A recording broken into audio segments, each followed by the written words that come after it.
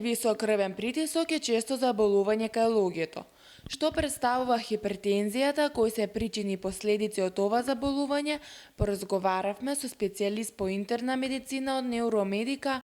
Голем висок притисок и многу често заболување помеѓу општата популација, посебно со зголемување на староста се зголемува инциденцата за појава на висок крвен притисок. И сега обично се смета дека нормални вредности за висок крвен притисок да бидат испод 120 со 80, вредности помеѓу 120 и 140 се сметат како прехипертензија, како некој поим за прехипертензија, и веќе над 140 190 се сметат за хипертензија, значи зголемен висок притисок. Хипертензијата исто така постојат два типа, главно е поделена на есенцијална хипертензија и секундарна хипертензија. Есенцијалната хипертензија, причината за нејзиното појавување не е позната, но се смета дека влијаат повеќе фактори за нејзино појавување, пред тоа се некои генетски фактори, значи ако има во фамилијата некој што има заболување од висок крвен притисок, голема веројатност дека и поколението ќе има висок крвен притисок. Потоа надвршните фактори се како зголемен стрес, потоа консумација на солена храна, седентарниот живот, обезноста, намалената физичка активност, сите тие работи влијаат за зголемување на крвниот притисок. Додека пак вториот тип, тоа е секундарна хипертензија. Секундарна хипертензија се јавува како резултат на некоја друга причина. Може да бидат, например, користење на одредени лекови, како, например, кортикостероиди, потоа оралните контрацептивни средства, кои што содржат поголема количина на естроген, заболувањето на бубрезите, различни заболувања како што се акутни и хронични заболувања на бубрезите, може да доведат до појава на хипертензија. За да се даде одредена диагноза, претходно треба да се направи мерење на крвниот притисок. Мерењето на крвниот притисок може да се направи во домашни услови или пак во амбулант.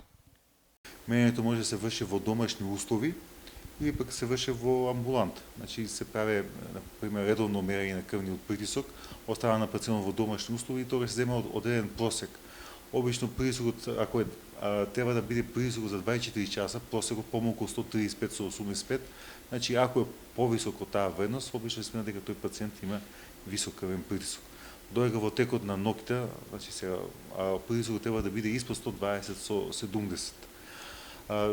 Исто така може да се прават испитувања во типот на АБП холтер, значи се става апаратче, кое што во текот на 24 часа се мере крвниот притисок, значи на секои 10-15 минути, пола час, се мере крвниот притисок, потоа истиот апарат, самиот доктор, значи го анализира преку посебна компјутерска програма, се гледат сите вредности, значи просек се мере, пиковите на крвниот притисок и врз база на самите податоци што ги собира апаратот, се смета дали пациентот има висок притисок, дали има потребна за терапија, дали претходно пациентот бил на терапија, па потребно да се направи модификација на терапијата.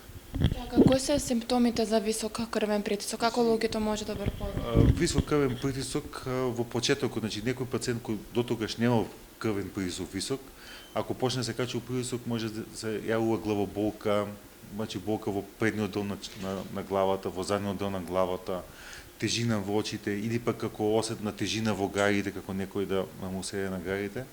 Значи тоа се знаци за висок крвен притисок.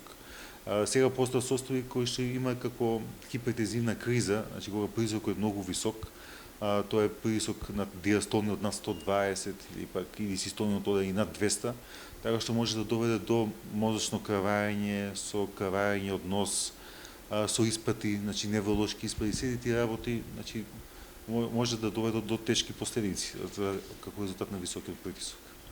Така, кои се вашите препораки за луѓето кои што имаат крвен притисок? Може да се лекуваат дома или пак треба да посетат доктор? Значи, секој пациент што има висок крвен притисок исто треба да се лекува, бидејќи последиците може да бидат повеќе кратни. Значи, последици може да има оштетување и по срце, оштетување на мозок, значи со крварење во мозокот, потоа често оштетување на самите бубрези, оштетување на очите, значи крвниот притисок може да доведе до низа тешки нарушувања, оштетување на значи на органите внатре во човечкиот организам, затоа е потребно адекватно лекување. Исто така пациентите значи треба секако да прават преглед кај докторот во база на неговиот совет, да взимат терапијата која што им е ординирана. Многу е важно да не конзумираат храна која што е многу насолена, со многу сол, без поголема физичка активност, намалување на телесната тежина